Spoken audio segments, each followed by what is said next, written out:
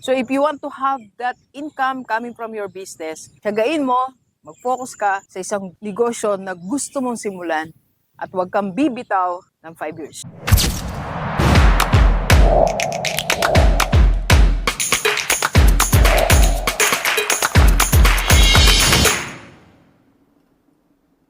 Okay, Gilibers, habang nandito tayo sa malamig na lugar dito sa Subic, pag-usapan natin ang levels of wealth sa lahat ng mga 50 years old. Alam mo ba na kahit simpleng buhay lang meron tayo ngayon at age 50, kaya natin magkaroon itong 5 levels of wealth kung pagtutunan lang natin ng pansin or kung magiging pursigido lang tayo. So ano ba yung mga 5 levels of wealth na pwede sa atin kahit simple lang ang buhay natin?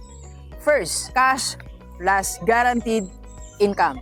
So at age 50, for sure, ako naniniwala, meron tayong cash. Tama ba? Meron tayong 50,000, meron tayong 100,000, meron tayong 200,000, meron tayong 300,000. Pwede nating maging source of guaranteed income yan. Pwede nating ilagay sa isang investment na may guaranteed income. MP2, example, or investment na may dividend. Or pag sinabi mo sa akin ngayon na, Dok, wala akong cash talaga magsumikap tayo magkaroon ng cash.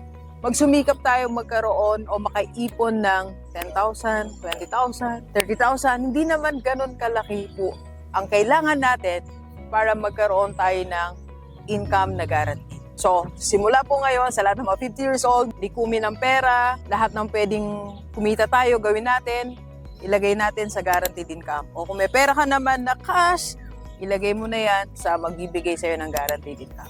Second level of wealth is, ito yung mga offer na may plus-plus. For example, Kaiser 3-in-1. Like po yung binabanggit, di ba? Yan po, mainly ay HMO talaga siya. Meron lang siyang plus. May life insurance plus investment. So, pwede tayong mag-avail dyan kasi kayang-kaya nating bayaran monthly.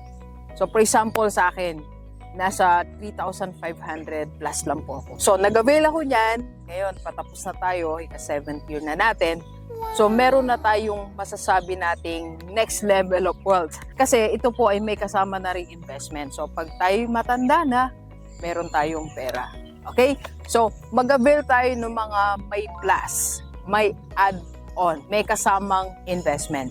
So, kung walang nag-offer sa'yo o hindi mo alam kung paano, you can join again our community, IMG Rockstar, and tuturo namin sa iyo paano ba ang Kaiser and paano niya tayo matutulungan magkaroon ng wealth. Let's go. PM lang sa personal FB nito. No, ayan po yung personal FB. And third level is business that you will work with 5 years. Yes.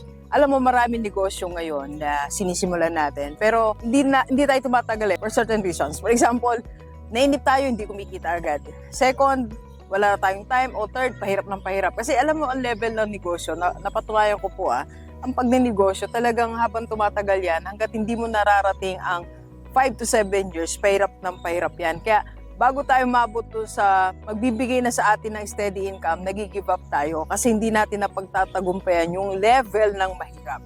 So kaya ang payo ni Rockstar, para magkaroon tayo this third level of wealth, magtiyaga ka sa isang negosyo ng 5 years. Example, ni Rockstar sa akin po, sa IMG Rockstar sa financial industry. 5 years. Talagang nag-focus ako dyan. I work like 16 hours. Punta ako ng Baguio, punta ako ng Laguna, punta ako ng Makati. Ngayon, may office na tayo sa Makati. Punta tayo ng Pampanga, punta tayo iba't ibang lugar para dito sa business na to in 5 years. And now, alam niyo po ba, it's giving us passive income.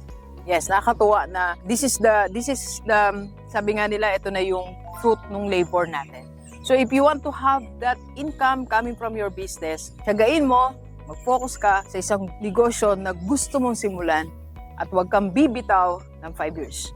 Kung ikaw naman kasi ngayon like 50 years old ka, for sure kaya mo magtiyaga Diba? Ang dami na nga nating ginawa na pangmatagalan, binuhos natin yung time natin, effort natin, pero nawala din sa atin. Ito kayang tsatsagain mo tong negosyo na to, na alam mo magbibigay naman sa'yo ng income. Okay? So, negosyong pagtutunan mo in 5 years. Next level of wealth, yung tinatawag nating income from your high-paying skill. At 50, dapat huwag tayong mag-settle dun sa basta skill lang. Dapat yung skill natin maging high-paying. Convert your ordinary skill to high-paying skill. Okay? And that high-level skill, yung magbibigay sa'yo ng malaking income. Na pag naging matalino tayo, makakaipon tayo ng malaki. And that's our wealth. Ito na yung pwede mong pambili ng real estate property. Ito na yung pwede mong pampundar ng mga gusto mong lupain, gusto mong farm, o gusto mong magsimula ng isang negosyo na binanggit ko kanina. Ito na yan manggagaling sa high-paying skill mo. Kaya at age 50, magkaroon tayo ng inventory, the things that you can do, then convert that into high-paying skill. Next, try to set up an automated income or semi-automated income. At age 50, kaya pa natin to. Ito, labanan sa social media. Ito pong YouTube natin, it's giving us income. For ilang taon na? 2016 yan nung nag-start ako. Then after 3 months, binayaran na tayo ni YouTube. So, ganun tayo nagsimula dito. You can also do the same. Pwede pa tayo magsimula social media or pwede ka magkaroon ng e-products, pwede ka magkaroon ng e-book. So, anything na magbibigay sa'yo ng income ng konti na lang effort. Like for example, YouTube natin. Constant na to eh. Ito na po yan. Bumababa. Hindi ganun kataas dati. Pero at least may income tayo from YouTube. Kahit na meron lang tayong one day na nilalaan dito. For example, ito. Vlog day natin ngayon. So, ito. Vlog na namin lahat ng vlogs ko for next week. So, yun lang. Then, it's giving us income directly and indirectly. Indirectly kasi dito rin nanggagaling kayo po, followers ko na nag-join sa community natin, nag-avail ng coaching natin, umaten sa seminar natin, nagka-Kaiser. So dito na rin galing 80% po ng clients natin. Okay? So sa lahat ng mga 50 years old, kaya pa nating mag-create ng different levels of wealth. Kaya mo yan. Let's go. Kape po tayo. Kape po.